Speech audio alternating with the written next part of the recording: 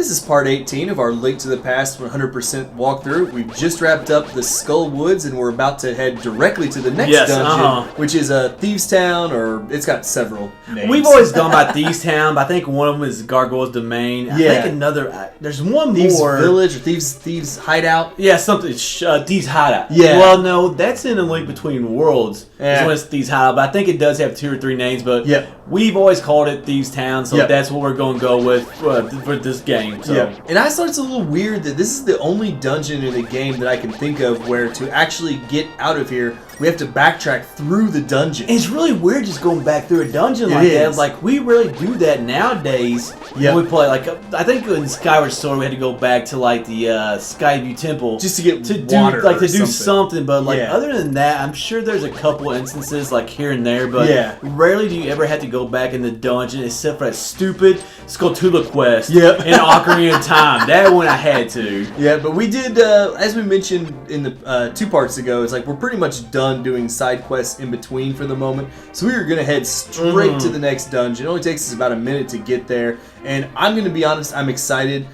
Thieves Town is one of my favorite dungeons, not only in this game, but in the Zelda series as a whole. And I'm really surprised you like it this much because, to be honest with you, if you know what you're doing in this dungeon, which obviously 100% walkthrough we do, it's a dungeon that's very short, and you actually get like all 3 items: the map, the compass, and the dungeon item. You get them all 3 very quickly if you know what you're doing. Well, let's be honest. We beat this entire dungeon in about, what, 6.5 minutes? Yeah, 6.5 minutes. Like, it's not long at all. So what appeals to you so much in this dungeon? Well, for me, it's a combination of a couple of things. I love the twist that we get at the end, and we'll talk about that a little bit more when we get there.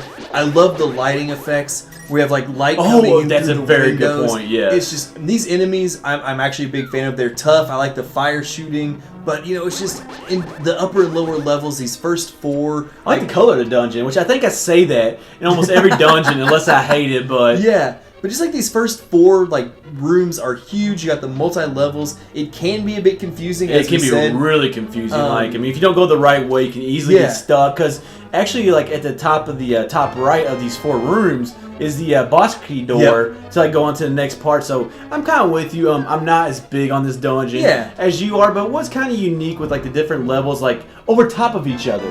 Like we've had a little bit of that, but we've not had a dungeon like based on that. So it was kind of fun. Plus, let's be honest, I'm a big fan of that giant gargoyle statue that we enter the dungeon That is pretty cool. And man, it took me forever to figure out how to open that the first time playing this game because it's just one of those things like you don't think like that you can actually pull that and open it. Like, and I like his the visual of him when he opens it and Link goes like flying, like rolling backwards. I really like that one. I do too. Now I don't like the enemies that turn us back into like Bunny Link. I cannot remember what they're called. You might have. I don't either. Down. No, but I am not a huge fan. That's of the one guys. enemy I didn't know. Yeah, it's just it's so annoying though to get turned back into that form. It's that little yellow like snowflake thing. It is. That does it, but I kind of do agree with you. It is a little bit of a pain, but it is. I mean, all you do is run around for a little while and you can get rid of them. So it just sucks not being able to like attack or use any items or. I hate these like gibbos. Gibbos, Gibo. Like I hate these enemies right here because like they're together and then they just like go like right here. You can see they kind of just expand and go different areas. And I struggled on this treadmill room right here big time. Well, there's a few instances of like not just a nice get on that ferry by the way. I had to. Yeah, but like the treadmill rooms, especially when they get combined with some of these blade traps. I like the treadmills though. It's kind of a nice little addition to the dungeon. It was something a little different too. And it's just. And we haven't seen those crystals with the upper raising and lowering floors in a little while. So to me, I feel like they. I don't know what you're talking about. The crystals. Oh, okay. The blocks. Blue and orange. The blocks. When you said floors, I was like, I don't remember. This is not Eagle's Tower. Last time I checked. Sorry, the blocks. You're talking the blocks, and then I think here's what you're talking. Okay, this is what you're talking about effects. With the light coming in through the window. I do love that too. It just. Like, I don't think, like, unless you were growing up in the time we grew up and, like, like, you know, we played this game when it first came out.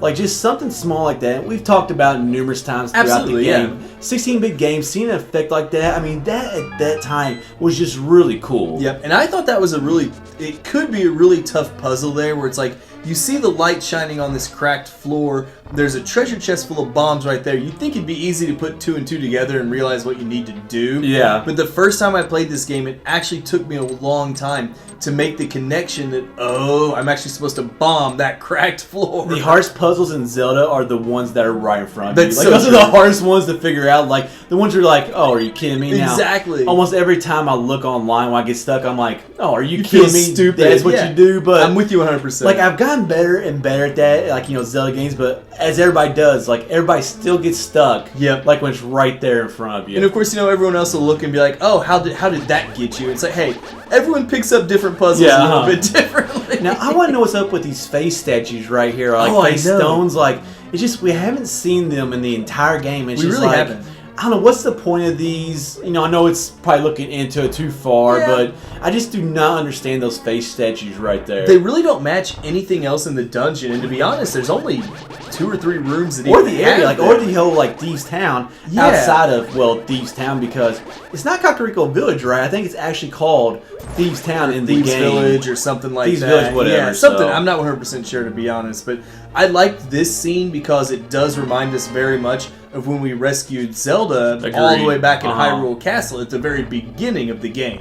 This is the beginning of when you start to love escort missions in Zelda games. Yeah, quote unquote love. Let me tell you what. And you wouldn't think it'd be so bad. She just follows you around. She doesn't get in your way or anything like that. You'll see why I end up hating it. It's a cool concept, like, it's very unique at the time too. Now, Yep. yes, we did do it with Zelda, but okay, Hyrule Castle was a dungeon, but Yep. like, we really didn't do it for that long. Actually, we probably escort Zelda longer than we do Blind's her Yeah, name right here. we get so, through pretty quick, Is it a yeah. he? Is it he or she?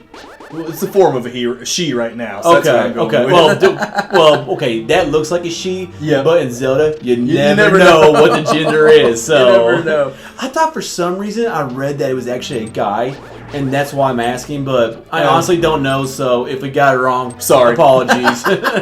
That's all we can say. But but it just amazes me how like escort missions do evolve. Eventually we get Ruto, then we get Medley. It goes to a whole different level. But I like this escort mission because usually the escort just helps us throughout the dungeon. Yep. Whereas this one right here, as you can see, you take her into the light and she becomes the boss, or he Absolutely becomes the love it. boss of the dungeon. So I love really it. love that. And that's the twist that really made this dungeon stand out so much for me. Because we could come to this boss room earlier. And I and love there that. was- Like, this was yeah. the only like boss room in the game Yep. where you didn't have to have the boss key to get into it. Exactly, and I just really love that concept.